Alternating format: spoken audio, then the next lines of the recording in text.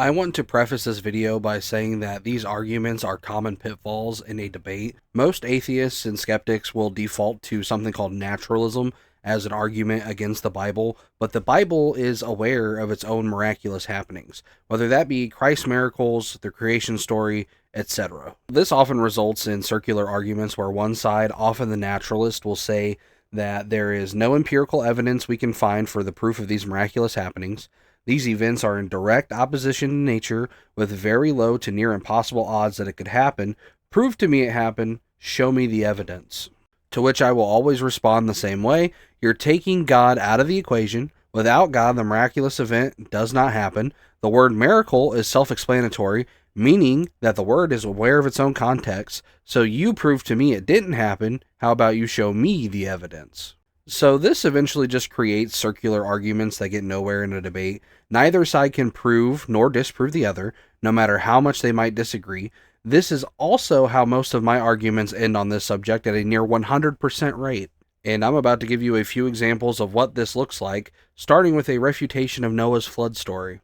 Here's why the Bible can't be true. Flood edition. The Bible claims that God flooded the entire earth enough to cover every single mountaintop. However, there's not even enough water on earth to do so. Animals like polar bears and penguins need a specialized icy environment in order to survive. The Bible claims that there were 2 of each animal on the ark. However, there are over 8.7 million different species of animals on the planet. Mathematically, Noah would be unable to fit this many animals into the ark with the dimensions provided. Some creationists argue that Noah didn't bring up 2 of each species, but 2 of each kind. But if that were the case, post-flood microevolution would have had to have diversified into millions of different species within a few centuries, which is a claim far more extreme than Darwinian evolution. Even utilizing the kind model, creationist museums estimate 1,400 to 7,000 different animals. Multiplying by 2 gives you 3,000 to 14,000 animals. With this number, the ark could potentially house this many animals with the dimensions provided. However, animals need to eat, and they need to eat a lot. Elephants need at least 300 pounds of food a day. Lions and tigers need at least 15 pounds. At this point, mathematically, there's not even close to enough physical volume to house this much food for even a little bit. The largest existing wooden ship, the 1909 Wyoming, constantly leaked and eventually sank. And that boat was built with modern engineering, bolts, and pumps. Noah's Ark would have supposedly been made with Bronze Age tools. Without modern tools, the wooden beams would have easily warped. Without a tar coating, steel reinforcements, or pumps, the water would have rotted the wood quickly. Conservatively, it would have sank in a month. However, the Bible claims it was afloat for over a year. There's no trace of any dinosaurs being alive after this event, so either the Bible was wrong about Noah's accomplishments, or God just planted dinosaur bones in the ground during creation for the hell of it. Some Christians may baselessly say that I'm wrong, or that this story is just obviously a metaphor, but the church sure doesn't preach it that way. And you can't just decide when a Bible story is a metaphor whenever you want. There has to be some standard as to what is objectively true within the Bible. However, there is none.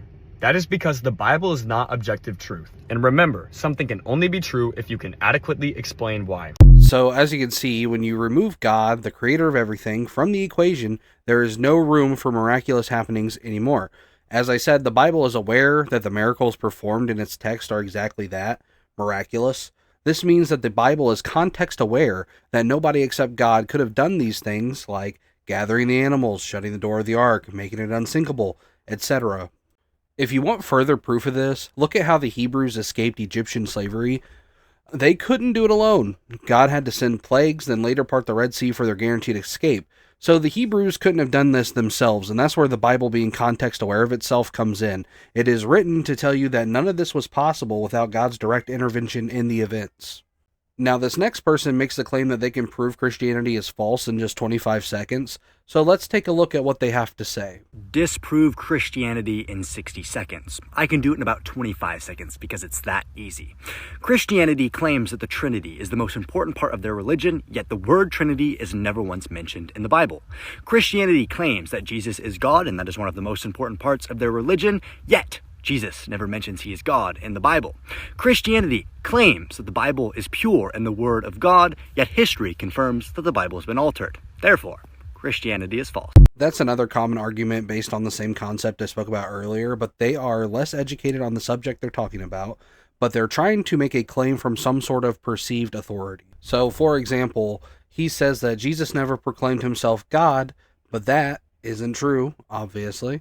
In John 8:58, Jesus says, before Abraham was, I am. In John 10:30, Jesus says, I and the Father are one. And those are just a couple of examples. Arguments like this quickly become disingenuous because the person making them has no actual claim once something so basic is so easily refuted. To say that it's easy to debunk the Christian faith and then radically fail a basic understanding of it is not a good look for your perceived authority. So this also tends to damage and weaken the rest of your argument overall as well. So he makes another claim in the video that the word Trinity is never used once in the Bible. Now this is true, but there is a catch to this claim. Several times God refers to himself as we, us, or even our when he speaks. So in Genesis 3:22, he says, "Let us make man in our image after our likeness." And then again in Isaiah 6:8, he says, "Whom shall I send and who will go for us?" So however you may slice it, God does actually refer to himself in the plural form when he speaks. And this is set up for the Trinity from the very beginning. Now, I can't fault someone for having a lack of knowledge on this particular subject because it is hard to understand fully. But my point still stands. You can't make an argument from an authoritative stance and then immediately lose your footing because you lack an understanding of the subject that you're speaking on. Now, his final critique is that because the Bible has been altered, then it cannot possibly be considered true. So the vast majority of these changes are textual variances, which are spelling, grammar, word order, or scribal slips. So scholars like Daniel B. Wallace and skeptics like Bart Ehrman widely agree on this assessment. So collectively, over 99% of variants are neither meaningful nor viable. Only a tiny fraction, like 0.2 to 1%, are both meaningful and viable, which means that they could affect the text.